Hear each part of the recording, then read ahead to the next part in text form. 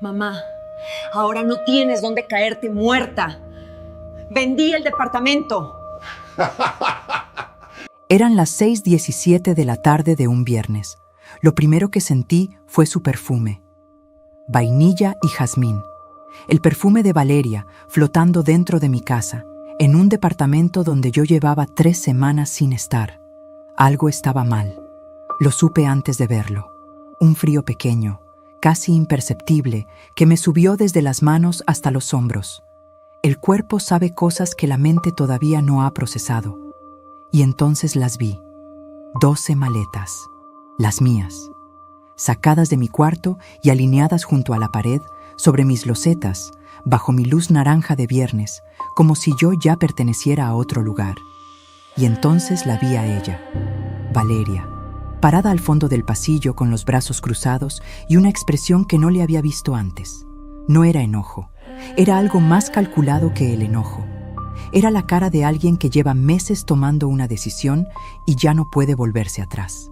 A su lado estaba Rodrigo, su esposo, apoyado en el marco de la puerta con las manos en los bolsillos y una sonrisa pequeña, casi escondida. La sonrisa de alguien que acaba de cobrar una apuesta que tenía mucho tiempo esperando. Sentí el sabor metálico en la boca antes de que ella volviera a hablar. Mamá, teníamos que hacer algo con ese departamento. No podías tenerlo ahí parado toda la vida sin producir nada. Producir nada. 32 años de madrugadas, de abonos quincenales, de cumpleaños sin festejar, de ropa que no compré para que hubiera dinero para la siguiente mensualidad. Todo eso resumido en 2 palabras: producir nada. ¿Para qué usaron el dinero?, le pregunté. Mi voz sonó serena, más serena de lo que yo misma esperaba. Rodrigo cambió de posición. Doña Patricia, así son los tiempos. El dinero parado no trabaja. No lo miré. Tenía los ojos en Valeria, en mi hija, en la niña que crié sola, que dormía pegada a mí las noches de tormenta porque le daba miedo el trueno, que me llamaba todos los domingos hasta que apareció Rodrigo en su vida y los domingos se volvieron silencio. Entonces Valeria se despegó de la pared, dio el primer paso, lento, deliberado, como quien ha ensayado ese momento muchas veces en su cabeza. El segundo, el tercero, y yo no me moví. Me quedé exactamente donde estaba, con la bolsa todavía en la mano, con la espalda recta, con los pies firmes sobre mis propias losetas. Siguió caminando. Pasó junto a las maletas sin mirarlas. No apartó los ojos de mí ni un segundo, y yo tampoco aparté los míos de ella. Se detuvo a centímetros de mi cara, tan cerca que pude ver el pequeño temblor en su labio inferior, tan cerca que su perfume ya no era aroma, sino presencia, peso, invasión, tan cerca que cualquier otra persona hubiera retrocedido un paso. Yo no retrocedí. Ella lo notó, y eso la enfureció más que cualquier cosa que yo hubiera podido decirle. ¿De qué te ríes, mamá? Su voz bajó hasta casi un susurro. Ese tipo de susurro que duele más que un grito. Ya no tienes nada. ¿Lo entiendes? Nada. No tienes a dónde ir. Ahí estaba. El momento que ella había esperado durante meses. El momento en que me vería derrumbarme. No me derrumbé. Abrí mi bolsa despacio, con una calma que me llegó desde los huesos. Saqué un sobre manila doblado por la mitad, el mismo que había viajado conmigo a Oaxaca, guardado en la bolsa interior de mi equipaje de mano durante 21 días de vacaciones, y se lo puse a Valeria directamente en las manos. Ella tuvo que dar un paso atrás para abrirlo. Sus ojos recorrieron las líneas del documento. Una vez, 2 veces. Vi el momento exacto en que lo entendió, porque el color de su cara cambió como si alguien hubiera apagado una lámpara por dentro. Rodrigo se despegó de la pared. ¿Qué dice eso? Yo no respondí. Tomé el asa de mi maleta más pequeña, caminé hacia mi habitación y cerré la puerta con suavidad. Desde adentro los escuché hablar en voz baja, acelerada, como 2 personas que acaban de darse cuenta de que el suelo bajo sus pies no era tan sólido como creían. ¿Sabes qué decía ese sobre? Espera. Para que lo entiendas, necesitas conocer primero quién era Patricia Morales antes de ese pasillo, antes de esas 12 maletas, antes de esa sonrisa que a mi propia hija le heló la sangre. Mi nombre es Patricia Morales, y durante 32 años fui asistente notarial en la notaría del licenciado Armenta, en el centro de la ciudad. No es un título que impresiona en las reuniones familiares. No viene con reconocimientos ni con placas en la pared. Pero 32 años rodeada de escrituras, contratos de compraventa y testamentos te enseñan algo que no está en ningún manual. Cómo protegerse antes de que alguien decida hacerte daño. Y también te enseñan a reconocer, con una precisión que no se aprende en ninguna escuela, cuando alguien ya tomó esa decisión y solo está esperando el momento. Eso lo aprendí a los 22 años, cuando una señora llegó a la notaría llorando porque su hijo había vendido su casa aprovechando una firma que ella creyó que era para otra cosa. La señora tenía 71 años, 3 bolsas del mandado y ningún lugar a donde ir. Me quedé mirándola desde mi escritorio, con los documentos en la mano, y entendí algo que nunca olvidé. Los papeles no tienen sentimientos. Los papeles solo dicen la verdad. La gente miente, improvisa, olvida. Los documentos, no. Desde ese día guardé los míos con mucho cuidado. ¿Sabes cuántos años antes de esa tarde, antes de esas 12 maletas, ya tenía yo todo documentado? Pero eso lo entenderás en su momento. El departamento de la Colonia del Valle lo empecé a pagar cuando Valeria tenía 4 años. No fue una decisión romántica, fue una decisión de supervivencia. Acababa de separarme del padre de Valeria, un hombre con la habilidad extraordinaria de encontrar razones para no estar cuando se le necesitaba, y me quedé sola, una niña de 4 años, un trabajo de asistente notarial, y la certeza de que nadie iba a construir mi futuro si yo no lo hacía. Así que lo construí. Le di el primer abono al departamento el 8 de marzo de 1993. Lo recuerdo porque era Día de la Mujer y quise que esa fecha significara algo más que el calendario. El enganche me costó lo que había ahorrado en 2 años. Me quedé con 4,000 pesos en la cuenta y una llave que todavía no abría nada, porque el edificio apenas iba por el 3er piso. Pero era mío. Esa noche, con Valeria dormida en el cuarto de al lado, saqué la llave de mi bolsa y la puse sobre la mesa del comedor. La miré un buen rato. No abría ninguna puerta todavía, pero era la primera cosa en mi vida adulta que no le debía a nadie más que a mí misma. Cada quincena, sin falta, antes de pagar cualquier otra cosa, separaba el abono del departamento, antes del gas, antes de la despensa, antes de la ropa escolar. Hubo meses en que Valeria y yo cenábamos frijoles con arroz 4 noches seguidas, porque el dinero no alcanzaba para más. Ella nunca se quejó. Tenía la costumbre de decir que los frijoles de su mamá eran los mejores del mundo, y lo decía tan convencida que yo casi le creía. Le di 12 años de abonos a ese departamento. Le di las vacaciones que nunca tomé. Le di los viajes que cancelé antes de reservarlos. Le di el vestido que no compré, los zapatos que no estrené, los domingos que no descansé. Le di todo lo que tenía y todo lo que no tenía. Y el 14 de octubre del 2005, el licenciado Armenta me puso en las manos una escritura con mi nombre completo en la línea de propietaria. Patricia Elena Morales Sandoval. Sola, sin ningún otro nombre, sin ninguna otra firma. Lloré en el carro 2 horas seguidas. No de tristeza, de alivio, porque por primera vez en 12 años tenía algo en este mundo que nadie podía quitarme. O eso creí. Valeria creció en ese departamento desde los 16 años. Era una niña brillante, cariñosa, con la risa fácil y la costumbre de canturrear mientras hacía la tarea. Los domingos desayunábamos juntas sin falta, huevos con epazote, café con leche y 2 horas hablando de todo y de nada. Esos domingos eran mi religión. Hay una imagen que nunca me ha abandonado.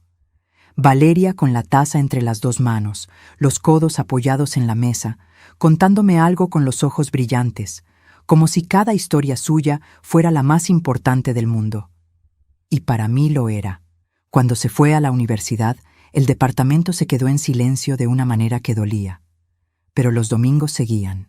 Me llamaba desde su dormitorio a las 10 de la mañana, con la voz todavía adormilada, y me contaba su semana entera mientras yo preparaba el café. Así estuvimos por años, las dos. Un equipo pequeño, pero nuestro.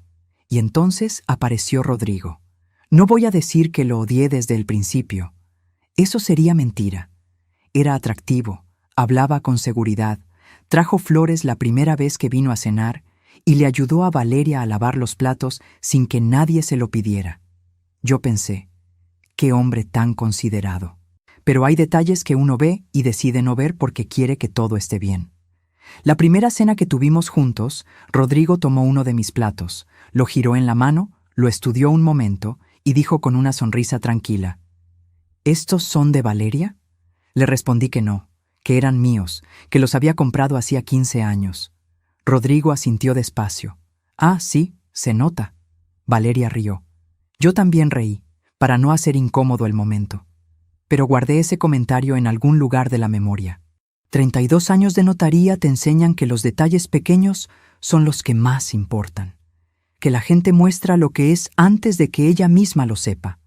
Después vinieron más. Y yo seguí eligiendo no verlos. 6 meses después de conocer a Rodrigo, Valeria empezó a cancelar los domingos. Mamá, es que tenemos planes. Mamá, quedamos con la familia de Rodrigo. Mamá, Rodrigo dice que es importante mantener sus tradiciones, las tradiciones de Rodrigo, no las nuestras. Un domingo de noviembre, Valeria me llamó para avisarme que no vendría ese fin de semana. Rodrigo había organizado un viaje sorpresa. Es muy romántico, mamá, ¿no te parece? El teléfono quedó en silencio un momento. Luego colgué. Me quedé sentada en la cocina con el café preparado para las 2 y 2 tazas sobre la mesa. Las vacié en el lavabo.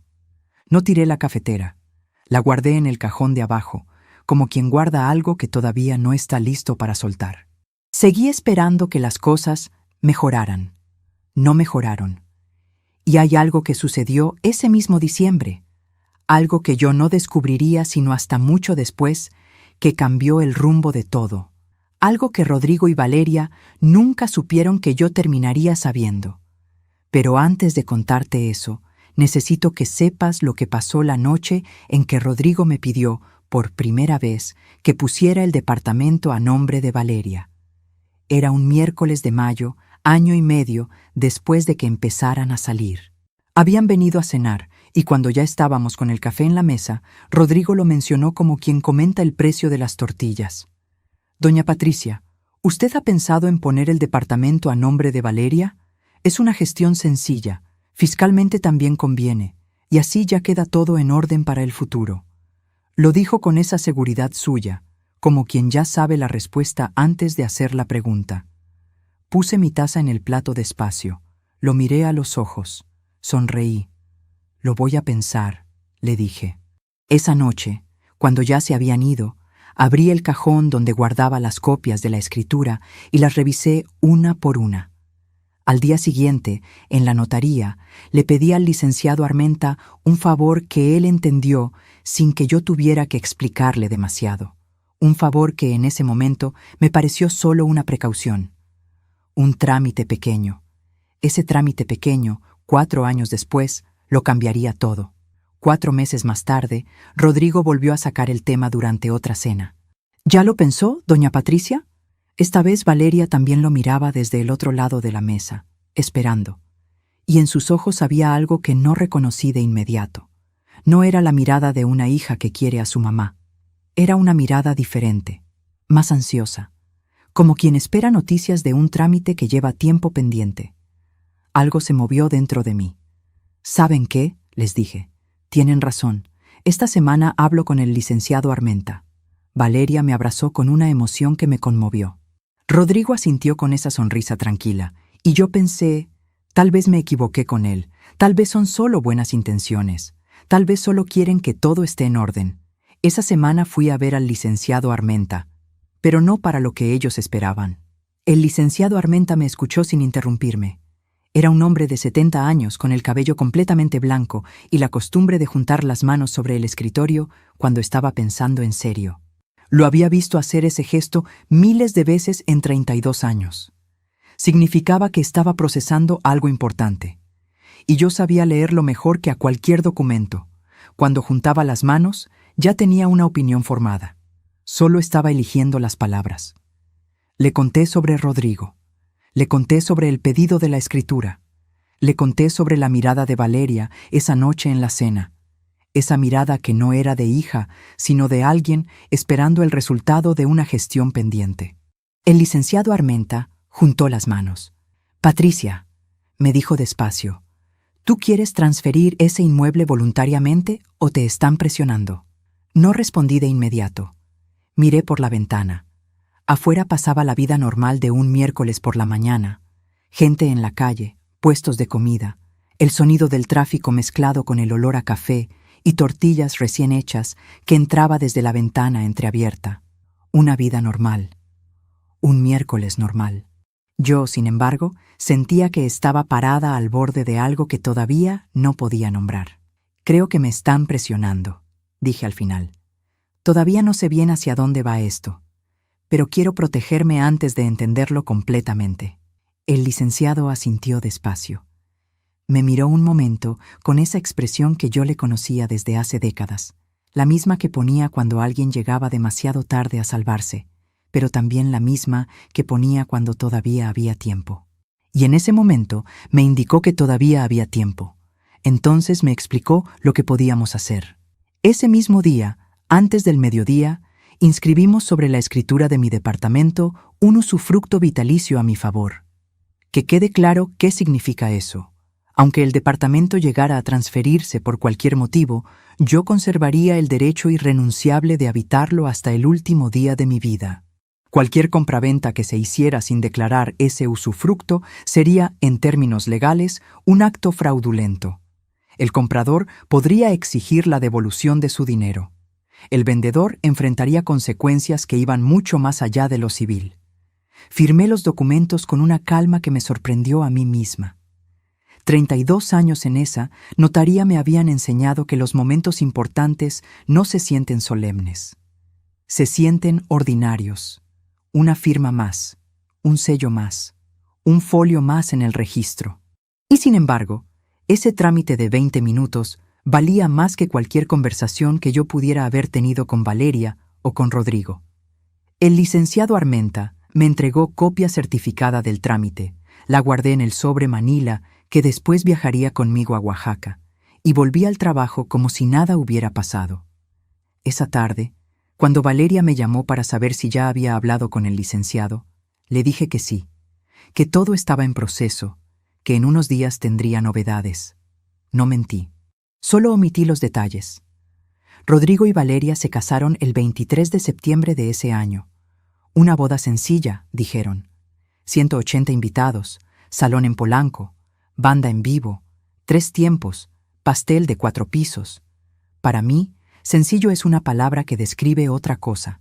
Pero sonreí, bailé el vals con mi hija y guardé en el corazón la imagen de ella con ese vestido blanco que eligió sin pedirme opinión, hermosa de una manera que me hizo olvidar por unas horas todas mis reservas sobre el hombre que estaba a su lado.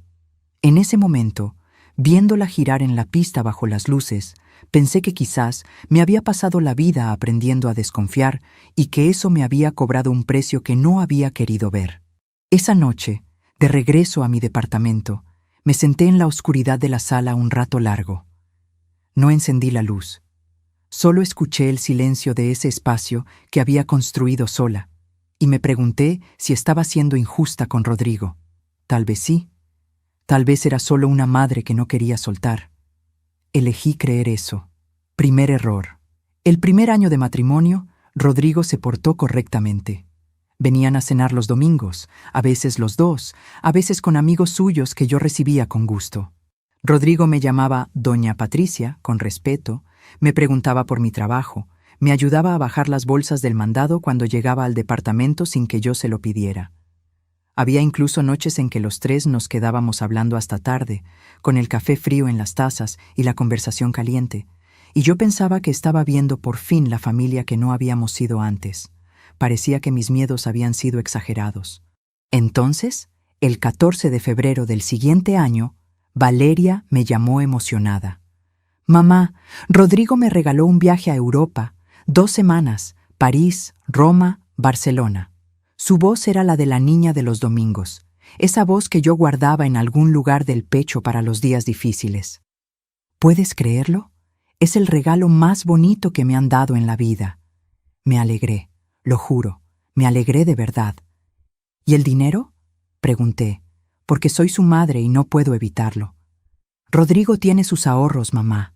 No te preocupes. No pregunté más. 3 semanas después, Valeria me llamó de nuevo. Esta vez su voz era diferente. Mamá, ¿me puedes prestar 20,000 pesos? Es que el viaje salió más caro de lo esperado y quedamos con el saldo de la tarjeta un poco apretado. Primero el viaje, después la deuda. Me tomé unos segundos antes de responder. No porque dudara en ayudar a mi hija. Eso nunca estuvo en discusión, sino porque reconocí el patrón con la misma claridad con que reconocía un contrato mal redactado. Primero el gesto generoso que crea la deuda emocional, luego la solicitud que llega cuando la guardia ya bajó. Le presté los 20,000 pesos. Me dijo que me los regresaría en 2 meses. Pasaron 4, pasaron 8. El tema no volvió a aparecer en ninguna conversación. Guardé el comprobante de la transferencia en una carpeta azul que empecé a usar desde ese día. No sé por qué lo guardé. Instinto, quizás. 32 años en una notaría te entrenan para documentar todo sin necesitar una razón. Solo faltaban 15 días para que Valeria entendiera lo que significaba esa carpeta. Pero volvamos a lo que pasaba entre medias. El segundo año de matrimonio fue diferente. Rodrigo empezó a ausentarse. Valeria me llamaba menos. Los domingos que antes eran sagrados, ahora dependían de si Rodrigo tenía o no tenía compromisos familiares con los suyos, sus suyos. Como si Valeria no tuviera familia propia, que también contaba. Un domingo de marzo, Valeria me llamó a las 11 de la mañana. Mamá, hoy no puedo ir. Rodrigo invitó a sus papás y hay que estar. ¿Y yo? Pregunté.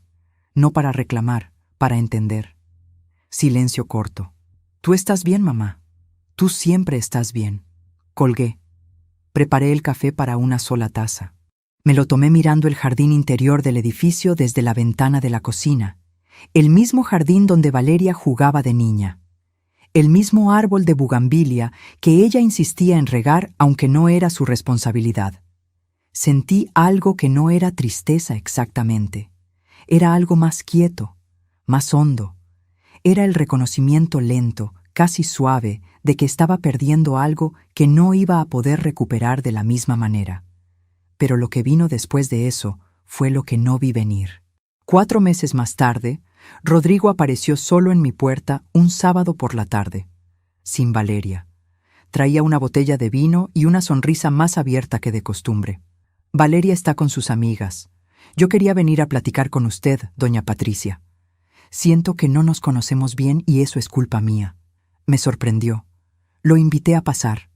Abrimos el vino. Rodrigo me contó de su infancia, de su madre, de los sacrificios que ella había hecho para sacarlo adelante. Me habló con una calidez que yo no le conocía. Hasta rió de sí mismo en un par de momentos. Era encantador de una manera que exigía esfuerzo no creerle, y yo estaba cansada de hacer ese esfuerzo. Salió de mi casa 3 horas después, y yo me quedé pensando que tal vez había cometido el error de juzgarlo demasiado rápido. Que tal vez ese hombre sí quería a mi hija. Que tal vez podíamos construir algo diferente entre los 3. Esa semana le compré un libro de su autor favorito y se lo mandé con Valeria. Me mandó un mensaje de WhatsApp ese mismo día. Gracias, doña Patricia. Esto significa mucho para mí. Creí en ese mensaje. Lo creí de verdad. Segundo error. El más caro de todos. Porque 3 semanas después de esa tarde con el vino y la conversación cálida y el mensaje de WhatsApp, pasó algo que lo cambió todo. Algo que no debía haber escuchado, pero que escuché. Y que no debía haber olvidado, pero que intenté olvidar. Valeria había dejado una videollamada abierta por accidente.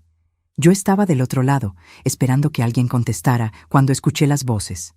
La voz de Rodrigo, nítida. Para cuando ella se dé cuenta, ya no habrá nada que hacer. Solo tienes que mantenerla contenta un poco más. Y la voz de Valeria. Un silencio. Y luego, sí, nada más. Colgué sin decir nada. Me quedé sentada en la silla de mi escritorio con el teléfono todavía en la mano. La pantalla tardó 30 segundos en apagarse. Los conté, uno por uno, con una calma que me asustó a mí misma. 30 segundos en los que no pensé en nada y lo pensé todo al mismo tiempo. En el vino del sábado, en el mensaje de WhatsApp, en la botella de su autor favorito que yo había pagado con mi quincena, en cada momento en que elegí creer porque quería que fuera cierto. Y entonces, en vez de llamar de vuelta, en vez de confrontar, en vez de hacer lo que cualquier persona hubiera hecho en ese momento, abrí el cajón de mi escritorio, saqué la carpeta azul y guardé la fecha exacta de lo que acababa de escuchar. 17 de agosto, las 4:22 de la tarde. No sé bien por qué lo anoté. 32 años documentando vidas ajenas, supongo, te convierte en alguien que anota lo que importa antes de entender del todo por qué importa. Así que lo anoté y lo guardé. Y cerré la carpeta con la misma calma con que cerré cualquier expediente en esos 32 años. ¿Sabes cuántas páginas tenía esa carpeta para cuando llegué a Oaxaca? A veces, quienes más nos hacen daño son precisamente los que más esfuerzo hicieron por ganarse nuestra confianza. ¿A ti también te ha pasado? ¿Alguna vez confiaste en alguien que después resultó ser muy diferente a lo que te mostró? Cuéntamelo en los comentarios. Quiero leer tu historia. Necesito saber que no fui la única en pasar por esto. Y si estás escuchándome desde lejos y sientes que esta historia te habla de algo que tú también has vivido, deja tu comentario. Cada palabra que escribes me ayuda a saber que vale la pena seguir contando. Pero volvamos a Rodrigo. Porque lo que vino después de esa llamada fue mucho peor que cualquier cosa que yo hubiera imaginado en ese momento. Decidí no decir nada. Y sé que eso puede sorprenderte. Puede que estés pensando, Patricia, ¿por qué no confrontaste a tu hija en ese momento? ¿Por qué no llamaste de vuelta y le preguntaste qué significaba eso? Lo pensé durante toda esa noche. Me fui a la cama y no dormí hasta las 3:14 de la madrugada, mirando el techo de mi cuarto, con la voz de Rodrigo repitiéndose en la cabeza. Para cuando ella se dé cuenta, ya no habrá nada que hacer. Solo tienes que mantenerla contenta un poco más. Esa frase me daba vueltas, no por lo que decía, sino por lo que no decía, por los espacios en blanco que yo no podía llenar todavía. ¿Qué era lo que iban a hacer? ¿Cuándo? ¿Hasta dónde llegaba el plan? ¿Cuánto tiempo llevaban hablando de mí de esa manera, con esa calma, como si fuera un asunto de logística? Confrontarlos en ese momento significaba mostrar mis cartas demasiado pronto. Significaba darles la oportunidad de ajustar el plan, de borrar pistas, de actuar más despacio y con más cuidado. 32 años en una notaría me habían enseñado que quien mueve primero sin información suficiente, pierde. Que la paciencia no es debilidad. Que esperar con los ojos abiertos es la forma más inteligente de prepararse para lo que viene. No. Si iba a actuar, tenía que saber exactamente qué era lo que estaban planeando. Así que guardé silencio y observé. Los siguientes 3 meses fueron los más extraños de mi vida.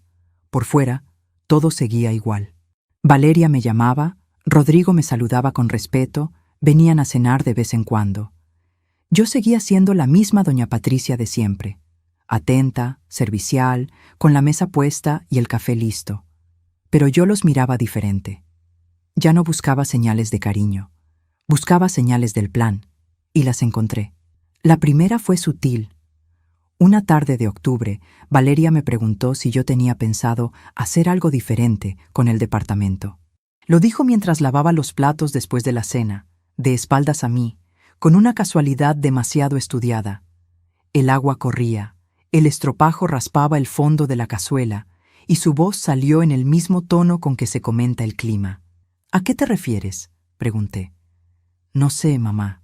Si en algún momento quisieras venderlo o rentarlo para tener un ingreso extra, ya estás en edad de descansar. En edad de descansar. Tenía 58 años. Seguía trabajando. Seguía cargando mi propio mandado. Seguía subiendo las escaleras cuando el elevador fallaba, pero según Valeria, ya estaba en edad de descansar. Me pregunté cuántas veces habría ensayado esa frase con Rodrigo antes de decírmela. Me pregunté si él estaba en la sala, escuchando, esperando mi respuesta. No respondí nada. Guardé ese momento en la carpeta azul de mi memoria junto con todos los demás. 2 semanas después, encontré la segunda señal. Estaba buscando un documento en la computadora de la sala, una que Valeria usaba cuando venía, y sin querer abrí una carpeta que no debía abrir. No lo hice con intención, fue un clic equivocado. Pero lo que vi me heló las manos. Era un correo borrador, sin enviar, dirigido a una agencia inmobiliaria. Describía mi departamento, metros cuadrados, número de recámaras, ubicación, condiciones generales, con una precisión que no viene de haber visitado el lugar una vez, venía de haberlo medido, de haberlo pensado, de haberlo imaginado como propio durante mucho tiempo. Al pie del correo, una línea que decía: la propietaria no estará disponible para visitas hasta marzo. Confirmaremos fecha de apertura del proceso. Marzo. Me levanté de la silla, fui a la cocina, me serví un vaso de agua, bebí despacio. La propietaria. Así me llamaban en ese correo. No mi mamá, no doña Patricia. La propietaria. Como si yo fuera un obstáculo administrativo en un proceso que ya estaba en marcha. Mis manos no temblaban. Eso me sorprendió. Pensé que iban a temblar. No temblaron. Regresé a la computadora, volví a dejar todo como estaba y fui a mi cuarto a buscar la carpeta azul. Para entonces ya tenía 16 documentos guardados. El comprobante del préstamo de los 20,000 pesos. Las fechas de los domingos cancelados, anotadas en un cuaderno pequeño. La nota del 17 de agosto con la frase que escuché por accidente. Y ahora, la descripción del departamento en ese borrador. 16 pruebas de algo que todavía no tenía nombre completo, pero que yo ya reconocía con la misma claridad con que reconocía un contrato mal redactado. Por lo que faltaba, no por lo que decía. 17 documentos a partir de ese día. Y seguí guardando. Lo que vino en noviembre fue lo que más me costó sostener en silencio. Rodrigo y Valeria habían organizado una cena en casa de los papás de Rodrigo. Una reunión familiar, dijeron, para celebrar algo que nunca me quedó del todo claro. Una cena en su casa, familiar, solo los más cercanos. Me invitaron 3 días antes, casi como un aviso, no como una invitación real. Pero fui, porque soy la madre de Valeria y eso no cambia aunque me traten como una visita de segunda. Llegué puntual. Traía un regalo envuelto con cuidado, un rebozo de seda que había comprado especialmente, de esos que tardan semanas en llegar porque los hacen a mano en Oaxaca. No era barato, pero lo elegí con cariño, pensando en doña Esperanza, pensando en hacer las cosas bien, en ser la persona que intenta, aunque el intento no lo vea nadie. La sala estaba llena de flores, arreglos grandes, de floristería cara, de esas flores que huelen demasiado fuerte y cuestan demasiado para durar solo 3 días. Había una barra de bebidas, meseros de uniforme, música en vivo desde el jardín. Una cena familiar, habían dicho.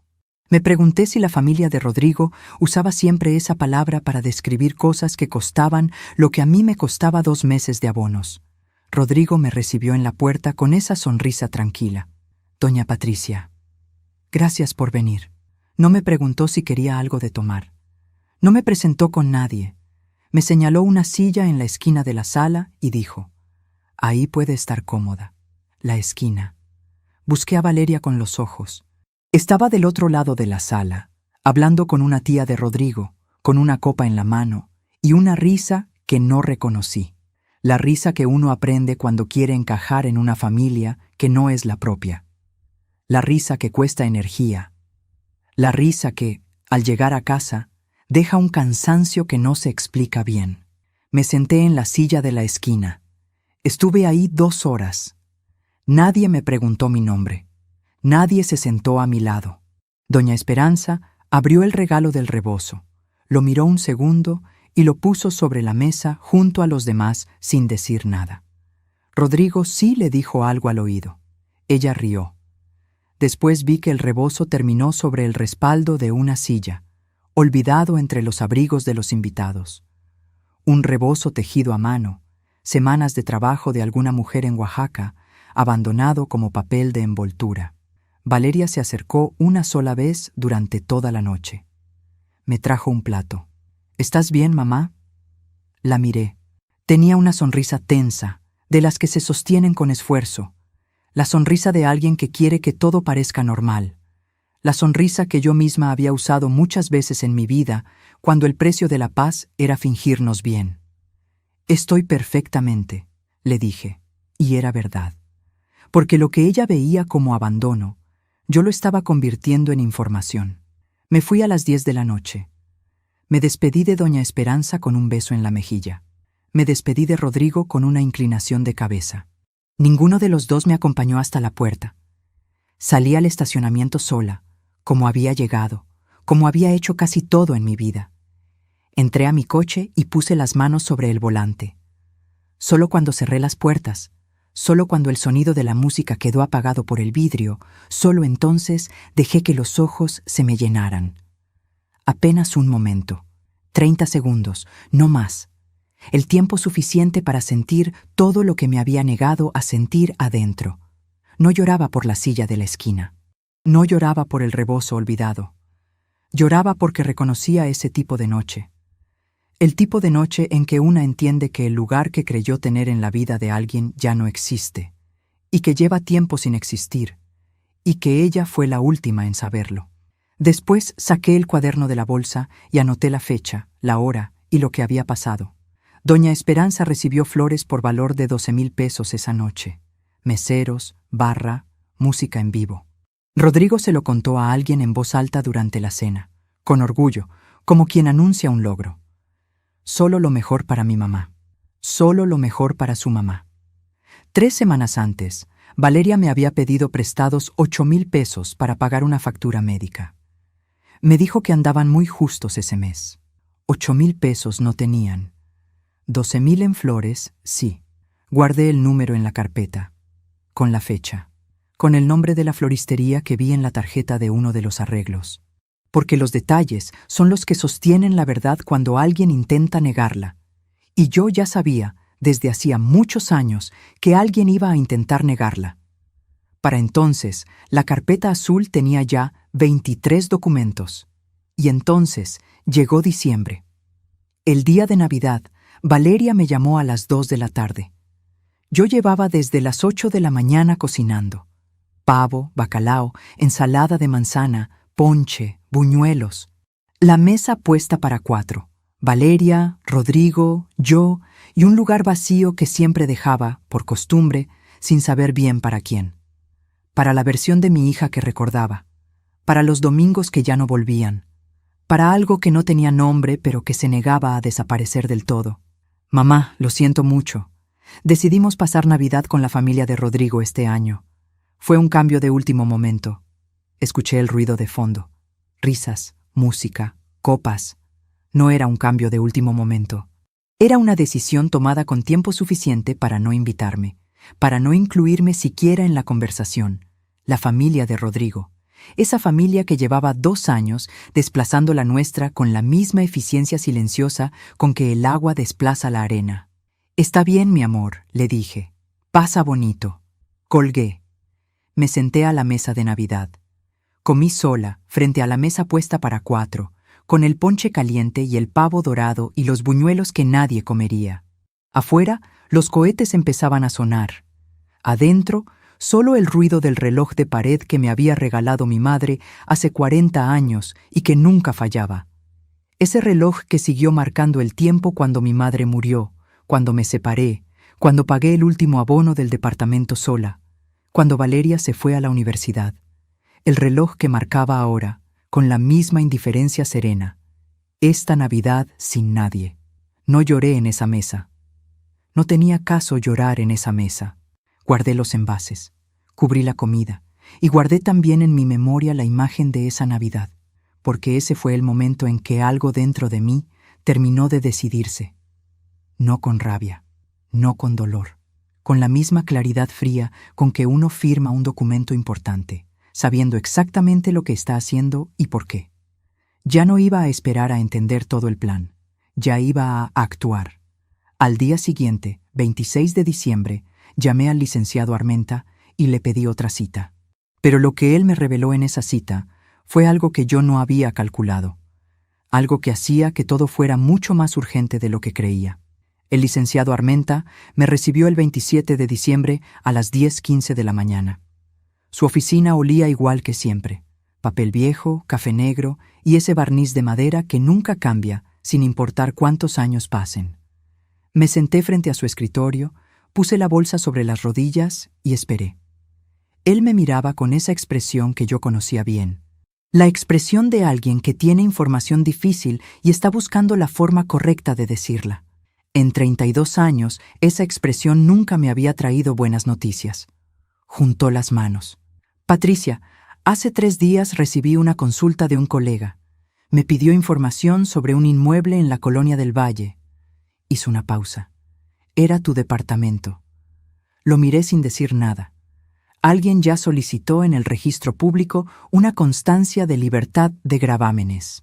Eso solo se hace por una razón. Hay un comprador interesado y está verificando que la propiedad esté limpia antes de cerrar el trato. El reloj de pared de su oficina marcó las 10:17. Lo escuché claramente. 2 golpes secos en el silencio. Me pregunté cuántas conversaciones difíciles habría marcado ese reloj en esa oficina. ¿Cuántas personas habían escuchado esos 2 golpes mientras recibían noticias que cambiaban el rumbo de algo? ¿Cuándo se hizo la solicitud?, pregunté. El 19 de diciembre. El 19 de diciembre, 4 días antes de Navidad. El mismo día en que Valeria me llamó para decirme que pasarían las fiestas con la familia de Rodrigo. El mismo día en que comí sola frente a la mesa puesta para 4. No fue un cambio de planes de último momento. Fue una operación ejecutada con precisión. Mientras yo preparaba el pavo y ponía la mesa y esperaba una llamada que nunca llegó a tiempo, ellos estaban cerrando los detalles con un comprador. Cada gesto de ese día tomó un significado diferente. La llamada a las 2 de la tarde, el ruido de fondo, las risas, las copas, no celebraban Navidad, celebraban otra cosa. El licenciado Armenta siguió hablando. Me explicó que el usufructo vitalicio que habíamos inscrito meses atrás aparecía en el registro, visible para cualquiera que hiciera la consulta. Eso significaba que el comprador ya sabía, o sabría muy pronto, que la propiedad tenía esa carga. Y si Rodrigo y Valeria habían decidido continuar con la venta sin informarle al comprador sobre el usufructo, estaban cometiendo fraude. ¿Y si ya le informaron al comprador?, pregunté. Entonces el comprador aceptó comprar algo que no puede habitar mientras tú vivas, lo cual es muy inusual y muy sospechoso. Guardé silencio un momento. Afuera, por la ventana, un niño pasó corriendo con un juguete nuevo que debía ser regalo de Navidad. La vida normal de un 27 de diciembre, indiferente a lo que se decidía adentro de esa oficina. Pensé que así funciona siempre. El mundo sigue moviéndose mientras a alguien se le derrumba algo por dentro. ¿Cuánto tiempo tienen para cerrar un proceso así?, pregunté. Si ya tienen comprador y documentos listos, pueden intentar protocolizar la operación en cuestión de semanas, quizás menos. Semanas. Ahí fue cuando entendí todo. No solo el plan, entendí el origen del plan. Rebobiné mentalmente y encontré el momento exacto que no había sabido leer cuando ocurrió. 3 meses atrás, en septiembre, Valeria me había llamado con una idea que presentó como un regalo. Mamá, mereces unas vacaciones de verdad. Llevas años sin salir. Hay un paquete muy bonito a Oaxaca, todo incluido, 21 días. Yo te lo pago, es mi regalo de cumpleaños atrasado. Me había negado en un primer momento. Me pareció excesivo, pero Valeria insistió con una dulzura que yo no le escuchaba desde hacía tiempo. Esa dulzura que había extrañado durante meses y que en ese momento tomé como señal de que algo entre nosotras estaba mejorando. Rodrigo también lo mencionó en la siguiente cena como quien apoya una idea razonable. Doña Patricia, hágale caso a Valeria. El descanso es importante a su edad. A su edad. Terminé aceptando. Me convencí de que merecía ese descanso, de que era una señal de que las cosas estaban cambiando. Me convencí de exactamente lo que ellos necesitaban que yo creyera. Las vacaciones a Oaxaca eran para el 27 de enero.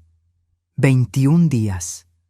Los días exactos que necesitaban para cerrar la operación sin que yo estuviera presente para interferir. Me habían regalado mis propias vacaciones para sacarme del camino. Sentí algo extraño en ese momento. No era rabia, era algo más frío que la rabia. Una claridad absoluta, como cuando los ojos se adaptan a la oscuridad y de repente todo tiene contornos nítidos. Como cuando uno lleva tiempo mirando un documento sin entenderlo y de pronto, en una sola lectura, todo encaja. Eso sentí.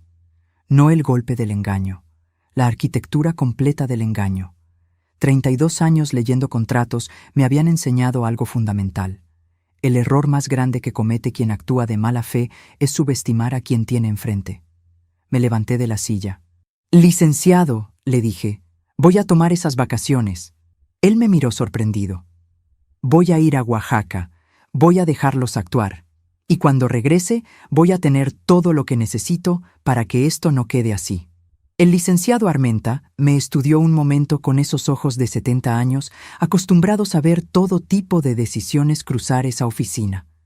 Luego asintió lentamente, sin cuestionarme, sin pedirme que lo pensara mejor. Porque en 32 años, él también me había aprendido a leer. «Entonces, necesitas llevar algo contigo». Abrió el cajón inferior de su escritorio y sacó un sobre manila. Copia certificada del usufructo. Copia de la escritura original. Y esto, sacó una hoja adicional. Es una carta de mi puño y letra dirigida al Ministerio Público, firmada y sellada, lista para presentarse en el momento en que lo decidas. Solo falta la fecha. Tomé el sobre con las 2 manos. Era liviano, apenas unos gramos de papel. Y sin embargo, sentí su peso como si contuviera algo mucho más denso que documentos. 32 años de trabajo honesto. 12 años de abonos quincenales. Una firma en una escritura que ponía mi nombre completo en la línea de propietaria. Todo eso cabía en ese sobre. «Que disfrute Oaxaca, Patricia», me dijo el licenciado con una media sonrisa. Solo faltaban 5 días para que saliera mi vuelo. Pasé esos 5 días con una calma que sorprendería a cualquiera que supiera lo que yo sabía. Limpié el departamento. Regué las plantas. Pagué los servicios del mes siguiente. Doblé la ropa con cuidado, la misma ropa de siempre, la de una mujer que se va de vacaciones y no de la que libra la batalla más importante de su vida. Hice una lista del mandado pendiente y la dejé sobre la barra de la cocina, como si fuera a regresar de una semana normal y no de la semana más importante de los últimos años. Valeria me llamó el 30 de diciembre para desearme feliz año nuevo. Su voz sonó aliviada, casi demasiado, como quien suelta un peso que llevaba tiempo cargando. Le dije que estaba emocionada por el viaje, que era exactamente lo que necesitaba, que qué detalle tan bonito de su parte. Cada palabra que dije era verdad, solo que no la verdad que ella creía escuchar. Colgué. Abrí la carpeta azul. Guardé el sobre del licenciado Armenta adentro. Cerré la carpeta. La puse dentro de la bolsa interior del equipaje de mano. Ahí viajó durante 21 días. Mientras yo caminaba por los mercados de Oaxaca y comía tlayudas y veía los colores del atardecer sobre Monte Albán y dormía con el sonido de las campanas de las iglesias a lo lejos, mi carpeta azul descansaba en la maleta de mano en la habitación del hotel. Intacta, esperando. Como yo misma había aprendido a esperar a lo largo de toda esa historia, sin hacer ruido, sin mostrar las cartas, con la certeza de que el momento correcto llega si uno no lo fuerza. Y en ese tiempo, mientras yo estaba afuera, Rodrigo y Valeria ejecutaron su plan. Encontré en los servicios de mensajería, 2 semanas después, cuando ya estaba de regreso, la confirmación de lo que el licenciado Armenta me había anticipado. Una transferencia bancaria, un contrato de compraventa firmado. 148,000 pesos divididos casi en partes iguales. La mitad a una cuenta de remodelación a nombre de doña Esperanza y el resto destinado a una empresa de eventos que tenía reservada la fecha de su cumpleaños. Mi departamento, trocado por cemento y cal para la mansión de su suegra, y por mesas, flores, DJ y barra libre para una fiesta de 70 años. 148,000 pesos, la mitad en remodelación, la otra mitad en confeti y copas de cristal. Mi vida entera, pesada en una fiesta que yo no fui invitada a ver. Y mientras tú me escuchas desde donde estás, me pregunto algo. ¿Desde qué ciudad me llegas hoy?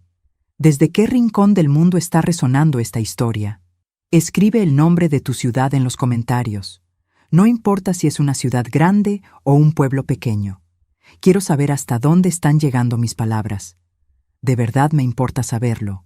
Porque lo que pasó cuando aterricé en ese aeropuerto, cuando tomé un taxi hasta mi edificio, cuando subí en el elevador con mis 12 maletas y abrí esa puerta a las 6:17 de la tarde de un viernes, fue algo que Rodrigo y Valeria no calcularon. No calcularon que yo había esperado eso. No calcularon que yo había dejado que pasara a propósito. Y sobre todo, no calcularon lo que llevaba guardado en la bolsa interior de mi equipaje de mano. Cerré la puerta de mi cuarto con suavidad. Del otro lado, los escuché. Las voces bajas primero, aceleradas, superponiéndose. Luego el silencio. Luego pasos. Rodrigo caminando hacia el pasillo. El sonido de papeles. Más silencio. Me senté en el borde de la cama. La misma cama que tenía desde hacía 16 años, con su colcha azul marino que yo misma había lavado antes de irme a Oaxaca, doblada con esa precisión de quien no sabe cuándo va a regresar, pero quiere que todo esté en orden cuando lo haga. Puse la bolsa sobre las rodillas. Abrí la cremallera interior despacio. Saqué la carpeta azul. La sostuve un momento entre las manos.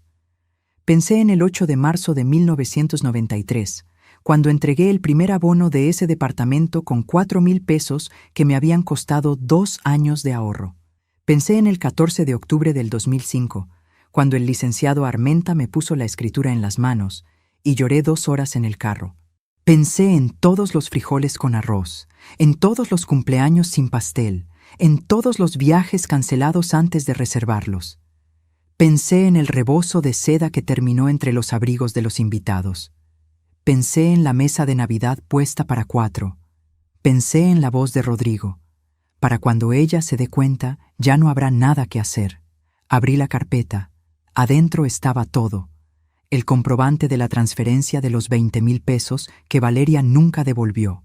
La nota del 17 de agosto con la frase que escuché por accidente en la videollamada abierta. Las fechas de los domingos cancelados, 11 en total, anotadas con letra pequeña en el cuaderno verde que guardé desde el primer año de matrimonio de Valeria.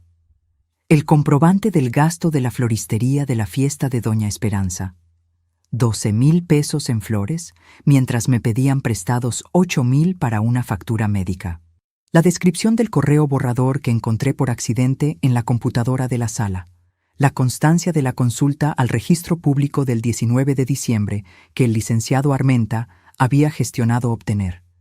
Y al fondo, cuidadosamente doblado, el sobre manila del licenciado Armenta. La copia certificada del usufructo vitalicio. La copia de la escritura original a mi nombre. Y la carta firmada y sellada, lista para presentarse ante el Ministerio Público.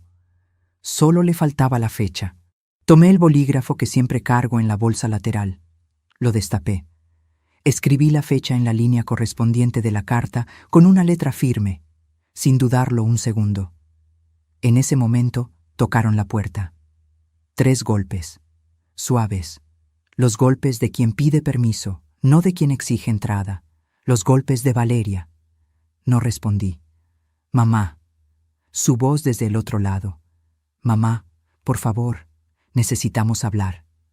Seguí en silencio. Mamá, sé que estás enojada. Tienes razón en estarlo. Pero esto tiene solución. Todo tiene solución. Una pausa. Rodrigo dice que podemos encontrar la manera de arreglarlo, que puede hablar con el comprador para revisar las condiciones, que si tú quieres, podemos... Valeria. Mi voz sonó serena desde adentro, tan serena que ella dejó de hablar de golpe. Esta noche no. Silencio del otro lado. Mañana hablaremos. Escuché sus pasos alejarse. Luego la voz de Rodrigo, más baja, preguntando algo. La voz de Valeria respondiendo algo que no pude descifrar. Luego el sonido de la sala, el chirrido del sillón, el murmullo continuo de dos personas calculando en voz baja lo que les convenía decir al día siguiente. Guardé todo de vuelta en la carpeta. Guardé la carpeta en la bolsa. Y por primera vez en 21 días me recosté en mi propia cama. El techo era el mismo de siempre. La grieta pequeña en la esquina derecha que nunca me decidía a reparar porque me parecía que le daba carácter al cuarto. La mancha de humedad que apareció hace 3 inviernos y que traté con pintura especial sin resultado definitivo. Pequeñas imperfecciones que solo conoce quien ha dormido en ese cuarto suficientes noches. Eran las 8:43 de la noche cuando apagué la luz. No dormí de inmediato. Pero tampoco estuve despierta de angustia, como esa noche del 17 de agosto, cuando conté los segundos mirando el techo. Esta vez el insomnio era diferente. Era el insomnio de quien está por cruzar una línea que sabe que no tiene regreso. Me pregunté si estaba haciendo lo correcto. No me pregunté si tenía razón. Eso ya lo sabía. Me pregunté si estaba preparada para las consecuencias de tener razón en voz alta, delante de un juez, con documentos firmados y sellados. Me pregunté cómo se sentiría Valeria cuando entendiera el tamaño de lo que había hecho. No el tamaño legal, el tamaño humano. El peso real de vender la casa donde creció, la casa que su madre construyó sola, la casa donde aprendió que con trabajo y constancia las cosas se logran. Me pregunté si en algún momento de los últimos meses, en alguna noche, ese peso la había despertado. No encontré respuesta. A las 2:08 de la madrugada, escuché que la puerta principal se cerraba. Rodrigo se iba. Solo la llave entrando en la cerradura de afuera.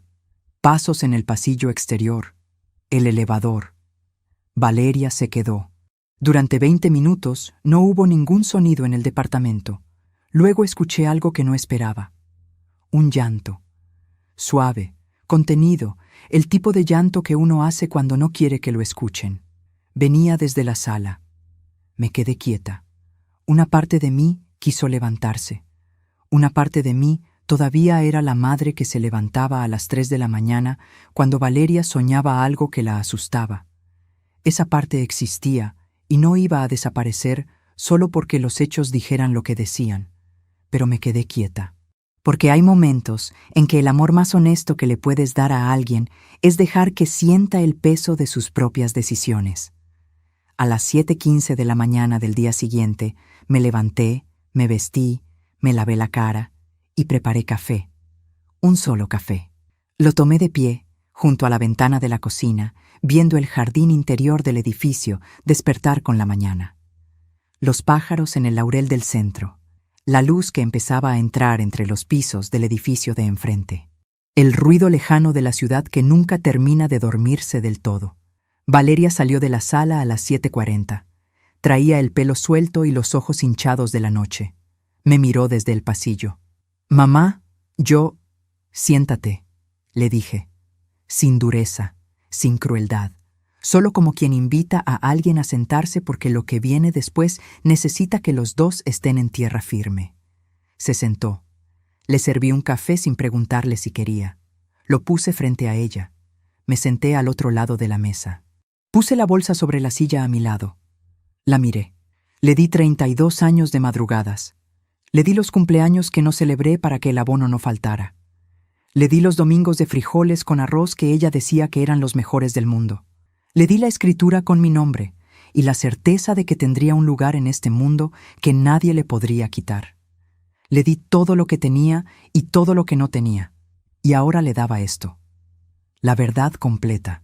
«Valeria», le dije, «antes de que digas nada, quiero que sepas que yo ya tomé una decisión. Lo que tú digas esta mañana no va a cambiar esa decisión, pero sí va a cambiar lo que yo recuerde de este momento por el resto de mi vida». Ella abrió la boca. La cerró. «¿Cuánto tiempo llevas planeando esto?», le pregunté. Sus ojos se llenaron de lágrimas. Y lo que me respondió fue algo que no me esperaba. Algo que lo cambió todo. no porque cambiara lo que había pasado, sino porque me obligó a ver algo que yo no había querido ver durante meses. Mañana sería el día en que presentaría la carta del licenciado Armenta ante el Ministerio Público. Pero esa mañana, sentada frente a mi hija con el café entre las manos y la carpeta azul sobre la silla a mi lado, todavía tenía una última pregunta que necesitaba responder. Valeria tardó en responder. No porque estuviera buscando palabras. Lo supe por la manera en que bajó los ojos hacia el café, por la manera en que las manos le temblaron apenas al sostener la taza. Era el temblor de alguien que lleva mucho tiempo cargando algo que pesa demasiado y que ya no tiene fuerzas para seguir cargándolo solo. Rodrigo me dijo que si no lo hacíamos, perderíamos la casa, dijo al fin. Su voz era pequeña, casi irreconocible. Que tenía una deuda que no podíamos pagar, que si no conseguíamos ese dinero antes de febrero, vendrían a embargar. Que era la única salida. Me quedé en silencio. Me dijo que tú nunca lo entenderías, que si te lo contaba, te pondrías del lado de los abogados y no del nuestro, que una madre de verdad no dejaría que su hija perdiera todo. Una pausa. Sus ojos seguían en el café. Yo sé que eso no está bien, lo sé, mamá, pero tenía miedo. Tenía miedo. La miré. Vi a mi hija de 4 años que dormía pegada a mí las noches de tormenta. Vi a la niña que cantaba mientras hacía la tarea. Vi a la joven que me llamaba los domingos desde su dormitorio universitario con la voz todavía adormilada. Y vi también a la mujer de 34 años sentada frente a mí con los ojos hinchados y las manos temblorosas, que había elegido el miedo por encima de la honra. Las dos cosas eran verdad al mismo tiempo. Y sostener las dos cosas al mismo tiempo dolía de una manera que no tiene nombre. ¿Sabes lo que hiciste?, le pregunté, sin levantar la voz, sin apartar los ojos de ella. Asintió. ¿Sabes lo que me hiciste a mí? Esta vez no asintió. Se le escapó un sonido que no era llanto todavía, pero estaba muy cerca. Mamá, escúchame. Apoyé las manos sobre la mesa. Voy a hacer algo hoy que no tiene marcha atrás, y necesito que lo sepas antes, no después. No porque te esté pidiendo permiso, sino porque eres mi hija y me niego a que este momento pase sin que lo veas con claridad. Abrí la bolsa. Saqué la carpeta azul. La puse sobre la mesa. Vi cómo los ojos de Valeria recorrían la carpeta. El color azul, el grosor, los años de documentos acumulados. ¿Qué es eso?, preguntó. Es todo, le respondí. Abrí la carpeta. Saqué el primer documento y lo puse frente a ella. La copia certificada del usufructo vitalicio, con fecha de inscripción y sello del registro público. Lo dejé reposar sobre la mesa, como quien pone una carta sobre el tapete, y ya no necesita esconder nada más. Valeria lo leyó. Sus ojos se movieron de derecha a izquierda, lentos, procesando. Vi el momento exacto en que llegó a la cláusula que decía que cualquier compraventa realizada sin declarar el usufructo constituía un acto fraudulento perseguible penalmente. El color le cambió en la cara. Mamá, su voz era un hilo. El comprador que Rodrigo encontró, dije con calma, pagó por algo que no puede usar mientras yo viva. Eso lo convierte a él en víctima de un fraude. Y a los dos, a Rodrigo y a ti, en responsables de ese fraude. Pero nosotros no sabíamos del usufructo, Valeria. La miré. El usufructo está inscrito en el registro público desde hace años. Cualquier operación de compraventa requiere revisar ese registro. El notario que protocolizó la venta tenía obligación de señalarlo. Si no lo hizo, también tiene responsabilidad. Pero eso no los libra a ustedes. Silencio. Afuera, en el jardín del edificio, escuché el agua de la fuente que siempre había sido el sonido de fondo de mis mañanas en ese departamento. El gorjeo del agua sobre la piedra. Constante, indiferente, el mismo sonido de todos los días, sin importar lo que pasara adentro. Valeria tenía los ojos fijos en el documento. ¿Qué vas a hacer?, preguntó. Saqué el segundo documento, la carta del licenciado Armenta, firmada, sellada, con la fecha que yo misma había escrito la noche anterior. La puse frente a ella. Valeria la leyó, Y entonces sí lloró.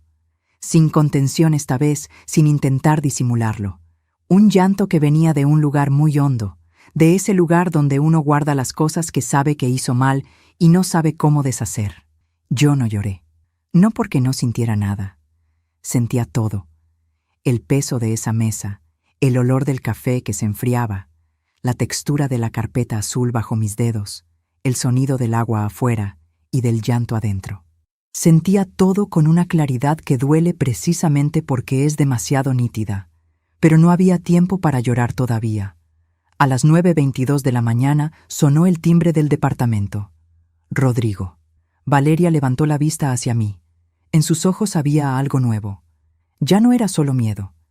Era algo parecido a la vergüenza. Me levanté. Fui hacia la puerta. La abrí. Rodrigo estaba en el umbral con una expresión que no le había visto antes. No la sonrisa tranquila de siempre. No la seguridad estudiada de quien cree que siempre lleva ventaja. Era una expresión tensa, con la mandíbula apretada y los ojos que buscaban algo en mi cara antes de decidir cómo entrar. Doña Patricia. Su voz sonó más seria de lo habitual. Creo que tenemos que hablar los tres. Me hice a un lado para dejarlo pasar. Entró al departamento como quien entra a territorio que ya no reconoce del todo. Caminó hacia la cocina. Vio a Valeria con los ojos rojos y la carpeta azul sobre la mesa y los documentos extendidos. Se detuvo.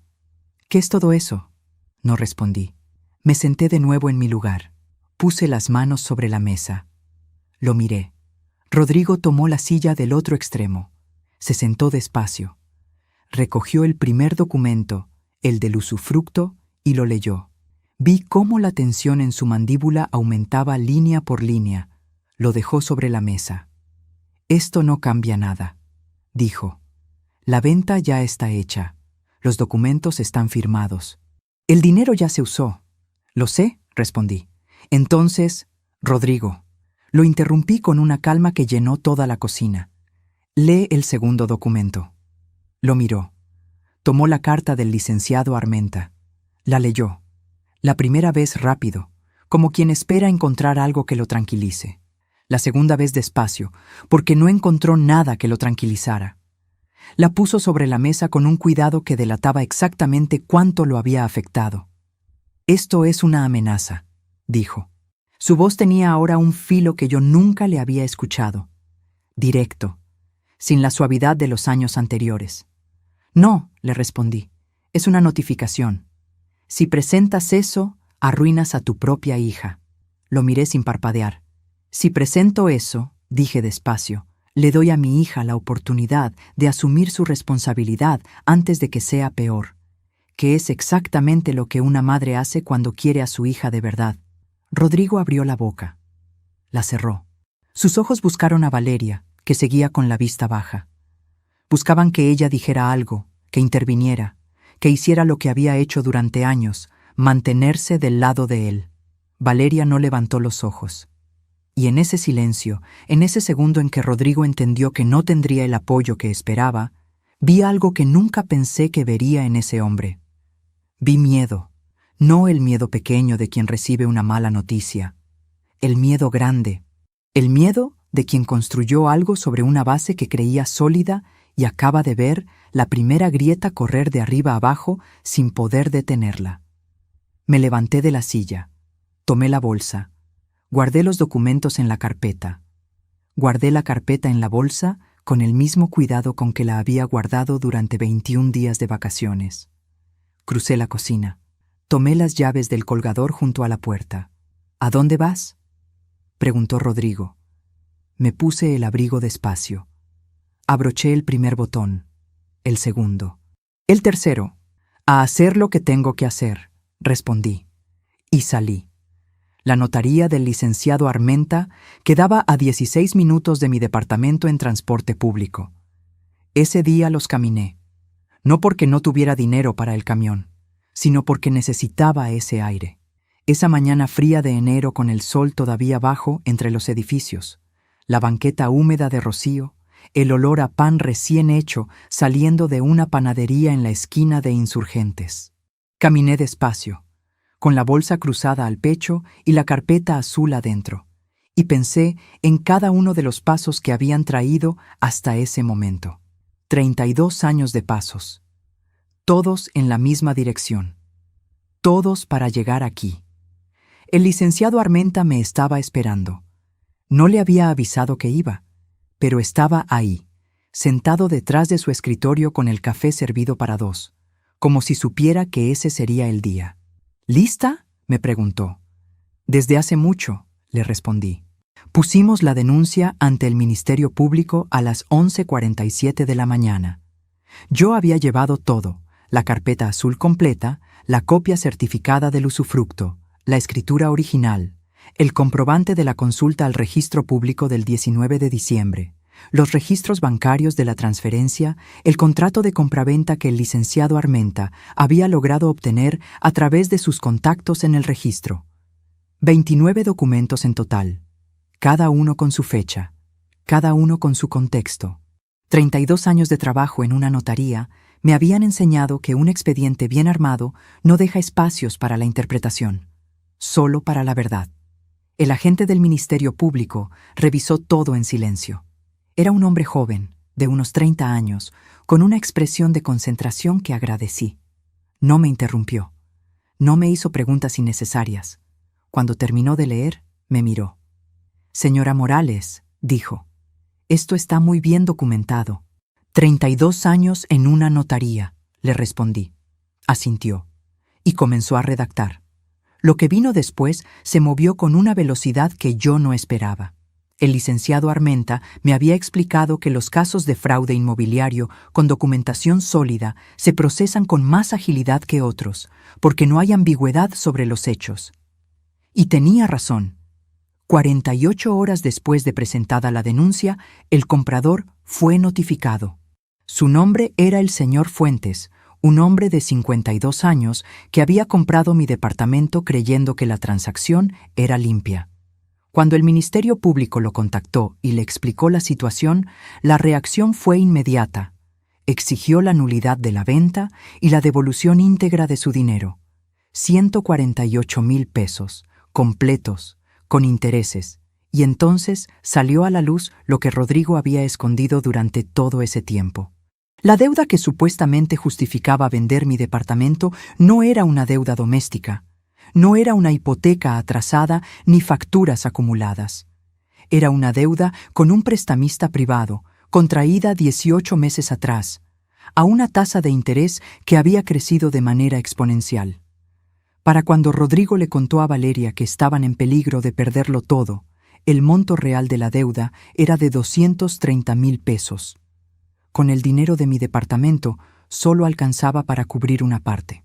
Rodrigo había calculado que con eso tendría tiempo suficiente para renegociar el resto, que el comprador tardaría meses en descubrir el usufructo, si es que lo descubría, que para entonces el dinero ya estaría fuera de su alcance. No calculó la carpeta azul. La investigación también reveló algo más. Algo que el licenciado Armenta me presentó en persona, en su oficina, 3 días después de presentada la denuncia, con las manos juntas sobre el escritorio y esa expresión que yo ya conocía tan bien. El notario que había protocolizado la venta conocía la existencia del usufructo. Estaba en el registro. Era imposible que no lo hubiera visto. Pero había protocolizado la venta de todos modos, omitiendo esa información en el contrato. El licenciado Armenta creía que había un acuerdo entre ese notario y Rodrigo, y que ese acuerdo tenía un precio. Lo que comenzó como una denuncia por fraude inmobiliario se convirtió en una investigación con 3 implicados: Rodrigo, Valeria y el notario que había facilitado la operación. Esa tarde, cuando llegué a mi departamento, encontré a Valeria sentada en el pasillo exterior con una bolsa pequeña a sus pies. No había llave. Rodrigo se la había llevado. Me miró desde el piso con unos ojos que yo no sabía si eran de mi hija o de una desconocida que tenía su misma cara. Abrí la puerta. Me detuve en el umbral. «¿Dónde está Rodrigo?», pregunté. Se fue. Su voz era plana, vacía de la manera que se vacía algo cuando ya no queda nada que guardar adentro. Esta mañana llegaron 2 hombres a la casa. Dijeron que venían del prestamista que el plazo había vencido. Rodrigo salió a hablar con ellos y no volvió. Me quedé quieta. Mamá. Sus ojos se llenaron de algo que no era solo llanto. Era algo más parecido a la comprensión tardía, ese momento en que uno entiende de golpe todo lo que no quiso ver cuando tenía tiempo de verlo. Creo que nunca lo conocí de verdad. No respondí de inmediato. Entré al departamento. Fui a la cocina. Puse agua a calentar. Saqué 2 tazas, las puse sobre la mesa. Y entonces, desde la puerta abierta, le dije: «Entra». Valeria entró. Se sentó en la misma silla de la mañana anterior, con la misma bolsa pequeña entre los pies y los mismos ojos rojos. Pero algo había cambiado en ella. La tensión de los últimos meses, esa tensión que yo había visto crecer sin poder nombrarla, había cedido. En su lugar quedaba algo más frágil pero más honesto. Le serví el té. Me senté frente a ella. Y es aquí donde tengo que preguntarme algo, y necesito que tú también te lo preguntes. Porque yo estuve parada en ese momento, con las 2 tazas de té sobre la mesa, y mi hija frente a mí, y tuve que tomar una decisión que nadie puede tomar por uno. ¿Hasta dónde llega el amor de una madre? ¿Hasta dónde llega la justicia? ¿Son lo mismo, o son cosas distintas que a veces se cruzan y a veces se separan sin remedio? Yo tenía en mis manos una denuncia activa con el nombre de mi hija, una denuncia que podía llevar a consecuencias muy serias para ella. Y tenía también frente a mí a la mujer de 34 años, que era la misma niña que aprendió a caminar agarrada de mi mano y que dormía pegada a mí las noches de tormenta. ¿Qué habrías hecho tú en mi lugar? No te pido que juzgues, te pido que lo pienses de verdad. Porque esa pregunta no tiene una respuesta fácil, y cualquiera que diga que sí la tiene, nunca ha estado en ese momento. Deja tu respuesta en los comentarios. Necesito saber qué piensas. Lo que decidí, lo decidí sola. En ese silencio de cocina con el té caliente y las manos frías y la carpeta azul guardada en la bolsa a mi lado. Llamé al licenciado Armenta. Le pedí que revisara la posibilidad de modificar la denuncia, que separara la responsabilidad de Rodrigo de la de Valeria, considerando que había evidencia de que ella había actuado bajo presión y engaño. Que los documentos de la carpeta azul, vistos en conjunto, mostraban un patrón de manipulación hacia Valeria que la colocaba más como víctima secundaria que como artífice del fraude. El licenciado escuchó, juntó las manos. «Es posible», me dijo. «Si la declaración de Valeria corrobora ese patrón, el Ministerio Público puede considerar atenuantes. ¿Ella tendría que declarar contra Rodrigo?» «Sí». Guardé silencio un momento. «Dame 1 hora», le dije. Colgué. Miré a Valeria. Y le expliqué lo que implicaba, sin suavizarlo, sin quitarle peso, con la misma claridad con que el licenciado Armenta me había explicado todo a mí hace meses. Porque si había algo que mi hija necesitaba en ese momento, no era que yo la protegiera de la verdad. Era que alguien le hablara con respeto suficiente para decírsela completa. Valeria escuchó. No interrumpió. Cuando terminé, tomó la taza de té con las 2 manos, la sostuvo un momento y dijo: «¿Cuándo hay que ir?» Esa tarde, a las 4:15 de la tarde, Valeria entró al Ministerio Público y dio su declaración. Habló durante casi 2 horas. Contó todo desde el principio, la deuda que Rodrigo le había ocultado durante 1 año, la manera en que le presentó la venta del departamento como la única salida posible, las frases que usó para convencerla, los miedos que aprovechó, las mentiras que construyó con paciencia y precisión. Contó también la tarde del vino en mi departamento, cuando Rodrigo fue solo a mi casa y regresó diciéndole que yo estaba de acuerdo con la situación en el fondo. Una mentira más. Una de tantas. Cuando salió tenía los ojos secos, no de frialdad, de agotamiento, el agotamiento de quien por fin dejó de cargar algo que no era suyo. Me esperaba en el pasillo. Me miró.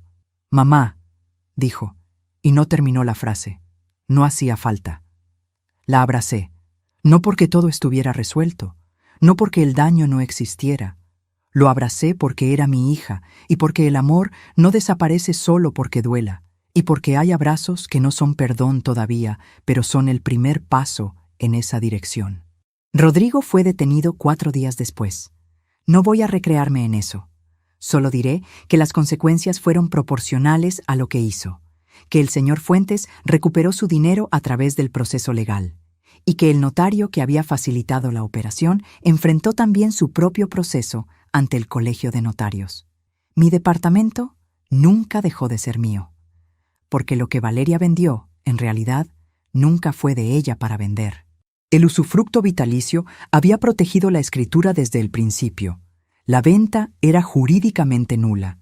Lo había sido desde el momento en que se firmó, con o sin denuncia, con o sin carpeta azul. Pero sin la denuncia, ese proceso habría tardado años. Con ella, tardó semanas. 32 años en una notaría sirven para algo. La noche en que el licenciado Armenta me llamó para confirmar que el proceso había concluido favorablemente, estaba sentada en la sala de mi departamento con la luz apagada. Era tarde. Las 10:38 de la noche. Afuera, el jardín del edificio estaba quieto. La fuente sonaba igual que siempre. El laurel del centro era una sombra grande y tranquila contra el cielo. Colgué el teléfono. Me quedé en silencio un momento largo. Y entonces, en la oscuridad de mi sala, en el departamento que tardé 12 años en pagar y 32 en construir como hogar, me permití sentir todo lo que había mantenido guardado durante meses. No en partes, todo junto. El agotamiento, el dolor, el amor que no se apaga aunque quieras que se apague, la tristeza por lo que se rompió y que no va a quedar igual aunque se repare. Y también, debajo de todo eso, algo más pequeño pero más sólido que todo lo demás. Alivio. El alivio de quien hizo lo que tenía que hacer y lo hizo bien. Han pasado 11 meses desde esa noche. Sigo viviendo en el departamento de la Colonia del Valle. Las losetas de cantera siguen en su lugar. El espejo de madera oscura sigue en el pasillo. La grieta pequeña en la esquina del techo de mi cuarto sigue ahí, sin reparar, porque a estas alturas ya forma parte del lugar tanto como yo. Algunas cosas cambiaron. El laurel del jardín interior creció tanto este año que ya cubre casi la mitad de la ventana de la cocina por las mañanas. Cambié la colcha azul marino por una de color terracota que vi en un mercado, y que me pareció que era hora de tener algo nuevo. Y los domingos, desde hace 4 meses, vuelvo a preparar café para 2. Valeria viene los domingos, no todos. No siempre a la misma hora. A veces llega con un pan de dulce que compró en la panadería de la esquina. A veces llega con las manos vacías y los ojos cansados de una semana difícil.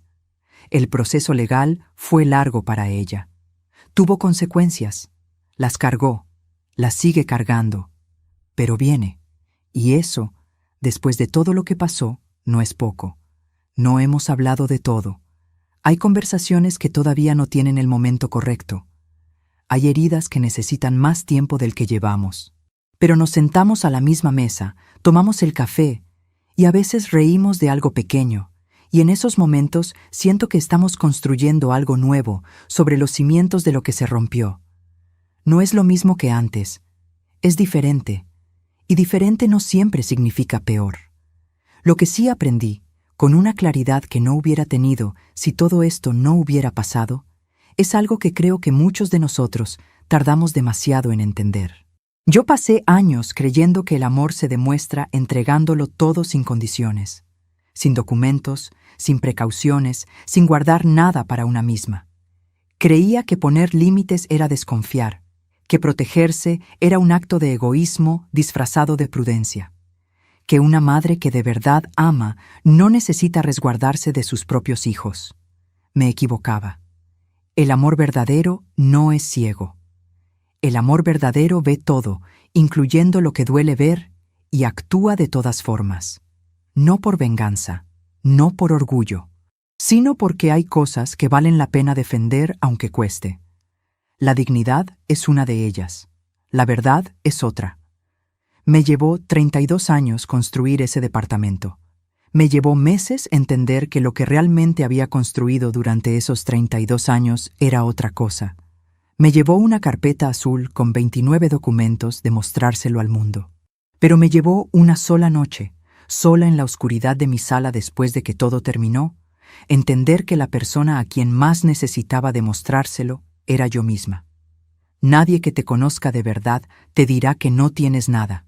Y si alguien lo dice, lo que esa persona no sabe, lo que Rodrigo nunca supo, lo que Valeria tardó demasiado en aprender, es que lo que una mujer construye con sus propias manos durante 32 años no cabe en ninguna escritura. No se inscribe en ningún registro. No lo alcanza ninguna venta fraudulenta. Lo llevas contigo a todos lados. A las cenas donde te sientan en la esquina, a las navidades donde comes sola, a las madrugadas donde no duermes, pero tampoco te quebras. A los 21 días en Oaxaca que te regalaron para sacarte del camino y que terminaron siendo los días más libres de tu vida. Y aquí está lo que nunca les dije, lo que nadie sabe todavía. Esos 21 días en Oaxaca, los días que Rodrigo y Valeria habían calculado como el tiempo necesario para ejecutar su plan mientras yo estaba fuera, esos días se convirtieron en algo que ellos no pudieron calcular. Por primera vez en 32 años estuve completamente sola, sin trabajo, sin responsabilidades, sin el teléfono sonando a cada rato con alguna necesidad de alguien más. Solo yo, los mercados de colores, el cielo de Oaxaca, el sonido de las campanas de las iglesias por las mañanas, el olor a copal y a chocolate y a tierra mojada después de la lluvia. En esos 21 días recordé quién era Patricia Morales antes de ser la madre de Valeria, antes de ser la asistente del licenciado Armenta, antes de ser la señora del departamento de la Colonia del Valle. Recordé a la niña de una familia sencilla que aprendió de sus padres que la dignidad no se negocia y que la palabra dada ante Dios vale más que cualquier contrato. Recordé que soy suficiente. Y volví. Volví con la carpeta azul en la bolsa de mano y con algo más, algo que no se guarda en ningún sobremanila. La certeza de que hay personas que confunden nuestra paciencia con debilidad, nuestra generosidad con ingenuidad, nuestro silencio con resignación. Pero el silencio de una mujer que sabe lo que sabe no es resignación, es estrategia. Esa tarde de viernes, cuando Valeria me miró furiosa y me dijo que ya no tenía nada, yo no le respondí. Y no le respondí porque hay respuestas que no necesitan palabras. Hay respuestas que se entregan en un sobre manila, despacio, con la misma calma con que se construye algo durante 32 años. Hoy, 11 meses después, Valeria y yo estamos sentadas a la misma mesa donde todo se dijo. El café está caliente. El laurel cubre media ventana. El reloj de mi madre sigue marcando el tiempo con esa constancia que tienen las cosas que duran de verdad. Valeria levanta la vista de su taza y me mira. «Mamá», dice, con una voz que reconozco, la voz de los domingos de antes. «Gracias por no rendirte». No respondo de inmediato. Miro el café, miro el laurel, miro el reloj de mi madre, y pienso que hay frases que no necesitan respuesta porque ya llevan la respuesta adentro. Aquella tarde, Valeria me dijo que no tenía nada.